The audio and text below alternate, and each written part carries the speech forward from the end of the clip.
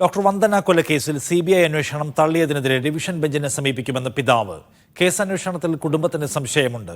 അതുകൊണ്ടാണ് സംസ്ഥാനത്തിന് പുറത്തുള്ള ഏജൻസി അന്വേഷിക്കണമെന്ന് ആവശ്യപ്പെട്ടത്. എന്തിനാണ് സർക്കാർ CBI അന്വേഷണത്തെ എതിർക്കുന്നതെന്ന് പിതാവ് ചോദിക്കുന്നു.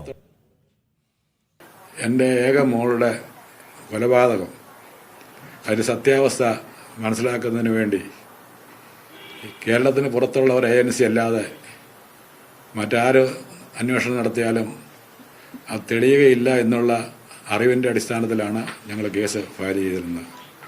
പക്ഷേ എന്താണെന്നറിയത്തില്ല, ഈ കേസിൻ്റെ കാര്യങ്ങളെക്കുറിച്ച് പറയുമ്പോൾ പ്രത്യേകമായിട്ട് പതിവില്ലാത്ത വിധത്തിൽ ഗവൺമെൻറ്റിൻ്റെ ഭാഗത്തു നിന്ന് ADGPയും അതുപോലെയുള്ള ഉദ്യോഗസ്ഥന്മാരും നേരിട്ട് ഹാജരായി ഇതിന് യുക്തിയുക്തം ഏർക്കുകയാണ് ചെയ്യുന്നത്. അതാണ് നമുക്ക് ഏറ്റവും കൂടുതൽ ബുദ്ധിമുട്ട്.